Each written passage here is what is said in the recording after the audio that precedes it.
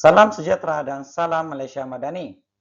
Nama saya John Sinun, ambilan September 2024. Hari ini saya akan membentangkan tajuk kajian saya yaitu amalan penjagaan kaki di kalangan pesakit diabetes jenis 2 di Klinik Kesehatan Apin Apin, Keningau. Latar belakang kajian, diabetes mellitus adalah satu sindrom di mana paras glukos dalam darah tinggi dari paras yang normal.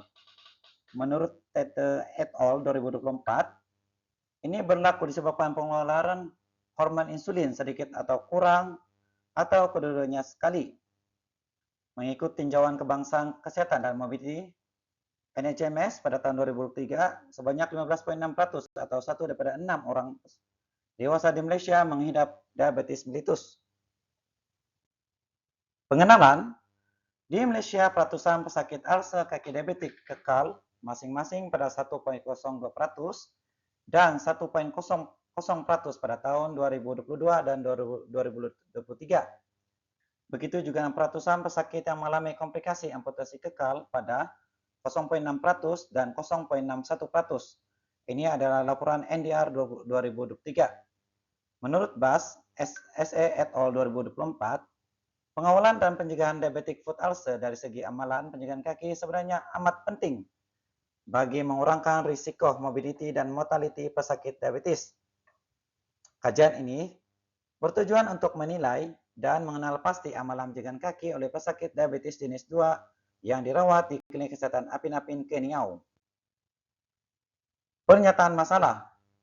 Menurut Armstrong DG et al. 2023, kira-kira 18,6 juta orang di seluruh dunia terjejas oleh ulcer kaki diabetik setiap tahun.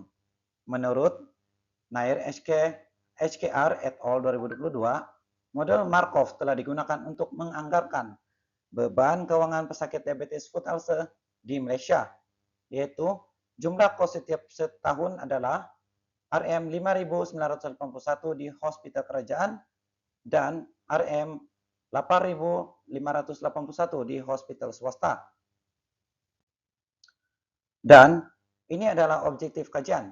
Objektif umum adalah mengenal pasti amalan penjagaan kaki pesakit diabetes dan hubung kaitnya dengan sosiodemografi di Klinik Kesehatan Apin Apin.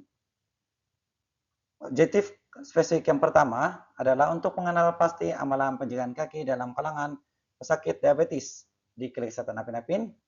Dan objektif spesifik yang kedua adalah menentukan hubung kait antara sosiodemografi berkaitan dengan amalan penjagaan kaki di kalangan pesakit diabetes di Kesehatan Apin Apin. Persoalan kajian, adakah pesakit diabetes mengamalkan amalan penjagaan kaki? Dan apakah tahap amalan penjagaan kaki diabetes di kalangan pesakit diabetes mellitus?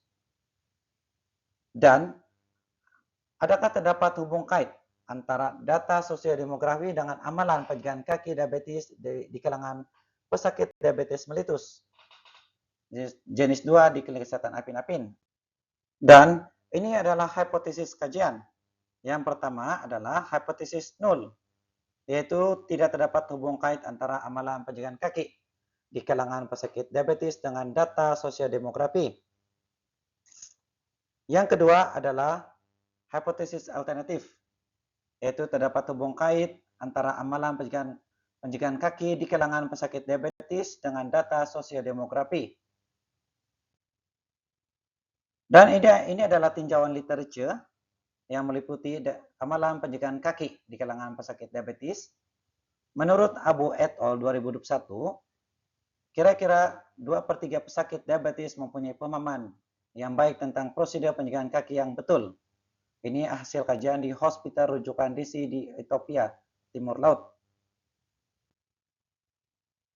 Dan kedua adalah menurut Edin Polkezidmi et al. 2020, hanya 33 atau 8,8% mempunyai amalan yang baik, manakala pesakit 91,2 mempunyai amalan yang kurang baik dalam amalan penjagaan kaki. Skor purata ada amalan pesakit ini adalah 7,6. Manakala Montero Sores et al. 2020, kajian sistematik yang dilakukan di beberapa negara menekankan bahwa penjagaan kaki yang menyeluruh dan pengurusan gula yang baik adalah penting untuk mengelakkan komplikasi kaki. Manakala dalam sosiodemografi, umur, jantina, dan pendidikan pula, menurut Abu et al. 2021, tidak terdapat hubungan yang signifikan antara umur dan amalan pencegahan luka, yaitu p-value 0,49. Menurut Abu et al. juga 2021, mendapati amalan pencegahan kaki diabetes wanita lebih baik daripada laki dengan AOR 2,07 lebih tinggi. Menurut Henry G. et al. 2020, dalam kajiannya mendapati lelaki mengalami masalah kaki diabetes dan amputasi kaki lebih tinggi berbanding wanita. Dan menurut Degen M.J. et al. 2019, dalam kajiannya juga mendapati terhadap hubungan yang signifikan antara pendidikan formal yang rendah dan amalan pencegahan kaki yang kurang baik.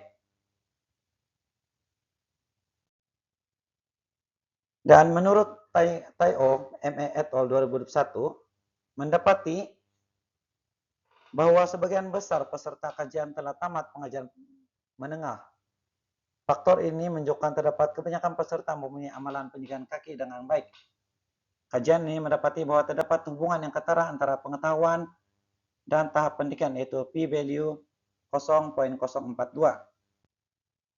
Dan ini adalah kerangka konseptual yang saya gunakan, yaitu berdasarkan konsep model, knowledge, attitude, dan practice, di mana amalan pencegahan kaki diabetes ditekankan dalam kajian ini. Dalam model ini, menghubung kait antara sosiodemografi dan amalan pencegahan kaki. Independent variables adalah meliputi sosiodemografik, yaitu umur, jantina, dan pendidikan. Manakala dependent variables adalah meliputi amalan pencegahan kaki di kalangan pesakit diabetes jenis 2. Metodologi, reka bentuk kajian adalah kuantitatif bukan eksperimen dalam bentuk deskriptif. Lokasi kajian adalah klinik kesehatan Apin-Apin. Populasi dan teknik pensampilan adalah persampilan secara rawak muda. Dan populasi adalah berjumlah 420, yaitu pesakit yang didaftar di klinik kesehatan Apin-Apin. Dalam kaedah Cranji and Morgan, size sampel adalah 201 responden. Instrumen kajian adalah menggunakan borang soal selidik, yaitu closed-ended question, mengandungi dua bagian, yaitu E dan B. Bagian E mempunyai maklumat sosiodemografi, bagian B mempunyai amalan pesakit diabetes dalam pencegahan kaki. Responden perlu menjawab setiap soalan dengan memilih jawaban ya atau tidak. Kriteria inklusif dan eksklusif responden. Inklusif adalah yang pertama warga negara Malaysia yang didiagnos diabetes mellitus jenis 2. Yang kedua adalah boleh memahami bahasa Melayu dan boleh memberi kerjasama yang baik semasa melakukan kajian. Eksklusif pula adalah bukan warga negara Malaysia. Yang kedua adalah pesakit yang tidak didiagnos penyakit diabetes. Yang ketiga adalah mempunyai gangguan kognitif atau keadaan kesehatan mental yang kurang baik. Dan ini adalah kaedah pengumpulan data, yaitu mendapatkan kebenaran kelulusan etika terlebih dahulu, borang soal selidik diedarkan kepada responden, penyelidik akan memberi penerangan ringkas tentang kajian ini, responden akan diberi masa 10 hingga 15 menit untuk menjawab soalan, dan pengumpulan borang soal selidik adalah sekurang-kurangnya 1 minggu disiapkan. Dan ini adalah kajian rintis atau pilot study. Borang soal selidik yang diadaptasi dan dibuat ini dirujuk terlebih dahulu dengan 5 orang pakar kesehatan. Sejumlah 35 orang peserta akan dipilih untuk menguji kesahihan validity soalan-soalan ini. Manakala kepercayaan, soalan ini akan ditentukan oleh alpha kelompok, yaitu nilai lebih atau sama dengan 0,8. Dan ini adalah cadangan data analisis untuk kajian ini. Saya akan menggunakan software SPSS version 27, dan ini adalah jadwal analisis data. Analisis deskriptif digunakan untuk mengukur amalan penjagaan kaki sakit diabetes seperti kekerapan atau frekuensi, peratus, mean, dan sisihan piawai. Manakala dalam menentukan hubungan kait antara sosiodemografi dan amalan penjagaan kaki, saya menggunakan analisis inference, yaitu Pearson correlation, coefficient test, independent sample test, atau one-way ANOVA. Sebagai kesimpulan, ini adalah manfaat kajian yang dijangkakan. Ini lebih kepada pesakit, yaitu meningkatkan pengetahuan pesakit diabetes sendiri, tentang amalan penjagaan kaki diabetes, dan seterusnya mengelakkan komplikasi seperti amputasi kaki, sepsis, dan sebagainya. Dan kepada anggota kesehatan pula, menyumbang dalam intervensi untuk mempromosi pendidikan kesehatan tentang amalan penjagaan kaki diabetes yang betul. Menjawab soalan yang telah diberikan oleh pengajar saya, yaitu soalan 1, kelulusan etika ini diperoleh daripada Medical Research and Ethics Committee, MREC, dan tujuan adalah untuk memastikan kajian klinikal mematuhi piawaian etika dan memastikan hak keselamatan kesejahteraan peserta dilindungi.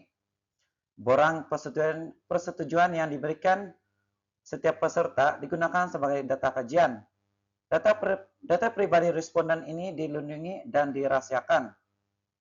Manakala soalan kedua, bagaimanakah untuk melakukan teknik persampilan?